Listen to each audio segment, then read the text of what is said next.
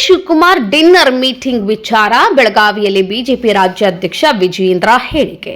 ಆಡಳಿತ ಪಕ್ಷದ ಡಿನ್ನರ್ ಮೀಟಿಂಗ್ಗಳೇ ನಮ್ಮ ರಾಜ್ಯ ಕುಲಗೆಡಿಸಿವೆ.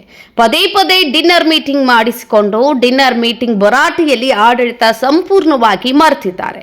ರಾಜ್ಯದ ರೈತರ ವಿಚಾರದ ಬಗ್ಗೆ ಇವರು ಸಮಯ ಕೊಡಲಿಲ್ಲ. ಡಿನ್ನರ್ ಮೀಟಿಂಗ್ನಲ್ಲಿ ರೈತರ ವಿಚಾರ ಚರ್ಚೆ ಮಾಡ್ತಿಲ್ಲ. ಡಿಕೆಶಿ ತಂಡ ಸಿದ್ದರಾಮಯ್ಯನವರನ್ನ ಕೆಳಗೆ ಇಳಿಸುವುದು ಹೇಗೆ ಅಂತ ಮಾಡ್ತಿದ್ದಾರೆ. ಅಧಿವೇಶನಕ್ಕೆ ಹೋಗುವ ಮುಂಚೆ ನಾಯಕತ್ವದ ಗೊಂದಲವನ್ನ ಬಗೆಹರಿಸಿಕೊಳ್ಳಿ. ಮುಖ್ಯಮಂತ್ರಿ ಕಾಂಗ್ರೆಸ್ ಮುಖ್ಯಮಂತ್ರಿ ಅಲ್ಲ, ರಾಜ್ಯದ ಮುಖ್ಯಮಂತ್ರಿ. ನಾಯಕತ್ವದ ಗೊಂದಲದ ನಡುವೆ ಚಳಿಗಾಲದ ಅಧಿವೇಶನ ಯಾವ ಪುರುಷಾರ್ಥಕ್ಕೆ ಮಾಡ್ತಿದ್ದೀರಿ?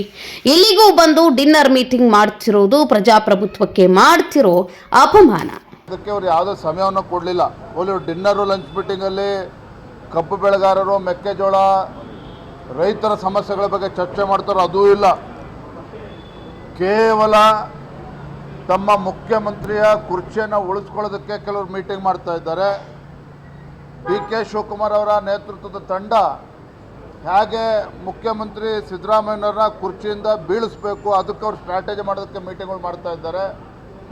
ಇದರ ನಡುವೆ ಆಡಳಿತ ಯಂತ್ರ ಸಂಪೂರ್ಣವಾಗಿ ಕುಸಿದು ರೈತರು ಬೀದಿಗೆ ಬರುವಂಥ ಪರಿಸ್ಥಿತಿ ನಿರ್ಮಾಣ ಮಾಡಿದ್ದಾರೆ. ನಾವು ಬೆಳಗಾವಿ ಅಧಿವೇಶನ ಪ್ರಾರಂಭ ಆಗುವ ಮುಂಚಿತವಾಗಿಯೇ ಸ್ಪಷ್ಟವಾಗಿ ಹೇಳಿದ್ವಿ. ಒಂದು 10 ದಿನ ಮುಂಚಿತವಾಗಿ ಕನಿಷ್ಠ ಬೆಳಗಾವಿಯ ಚಳಿಗಾಲದ ಅಧಿವೇಶನ ಹೋಗುವ ಮುಂಚಿತವಾಗಿ ಆದರೂ ತಮ್ಮ ಈ ನಾಯಕತ್ವದ ಸಮಸ್ಯೆನ ಬಗೆಹರಿಸ್ಕೊಳ್ಳಿ. ಮುಖ್ಯಮಂತ್ರಿ ಕುರ್ಚಿಗೇನು ಕಾಳಗ ನಡೀತಾ ಇದೆ, ಇದು ಕಾಂಗ್ರೆಸ್ ಪಕ್ಷದ ಆಂತರಿಕ ವಿಚಾರ ಅಲ್ಲ. ಮುಖ್ಯಮಂತ್ರಿ ಕಾಂಗ್ರೆಸ್ ಮುಖ್ಯಮಂತ್ರಿಗಳಲ್ಲ, ರಾಜ್ಯದ ಮುಖ್ಯಮಂತ್ರಿಗಳು, ರಾಜ್ಯದ ಆಡಳಿತ ಚುಕ್ಕಾಣಿಯನ್ನು ನಡೆಸ್ತಕ್ಕಂಥ ಮುಖ್ಯಮಂತ್ರಿಗಳು.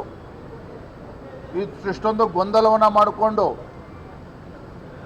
ಯಾವ ಕಾಟಾಚಾರಕ್ಕೆ ನೀವು ಬೆಳಗಾವಿನಲ್ಲಿ ಚಳಿಗಾಲ ಅಧಿವೇಶನ ಮಾಡೋದು ಬೇಡ, ಬೇಕಾದ್ರೆ ಪೋಸ್ಟ್ಪೋನ್ಮೆಂಟ್ ಮಾಡಿ ಅಂತಲೂ ಹೇಳಿದ್ವಿ ನಾವು. ಮುಂದೂಡಿ ನೀವು ನಾಯಕತ್ವದ ಗೊಂದಲದ ನಡುವೆ ಚಳಿಗಾಲದ ಅಧಿವೇಶನ ಯಾವ ಪುರುಷಾರ್ಥಕ್ಕೆ ಮಾಡ್ತೀರಿ? ನಾಯಕತ್ವ ಗೊಂದಲವನ್ನು ಬಗೆಹರಿಸ್ಕೊಂಡು ಆಮೇಲೆ ಬನ್ನಿ ಅಂತ ಹೇಳಿದ್ವಿ. ಅದನ್ನು ಕೂಡ ಕೇಳಿಲ್ಲ. ಇಲ್ಲಿಗೂ ಬಂದು ಈ ಡಿನ್ನರ್ ಪಾಲಿಟಿಕ್ಸ್ ಮುಂದುವರೆದಿರ್ತಕ್ಕಂಥದ್ದು ನಿಜವಾಗ್ಲೂ ಕೂಡ ಈ ನಾಡಿನ ಜನತೆಗೆ ಮಾಡ್ತಾ ಇರ್ತಕ್ಕಂಥ, ಪ್ರಜಾಪ್ರಭುತ್ವಕ್ಕೆ ಮಾಡ್ತಾ ಇರ್ತಕ್ಕಂಥ ಅಪಮಾನ ಇತ್ತು ಕಾಂಗ್ರೆಸ್ ಪಕ್ಷ.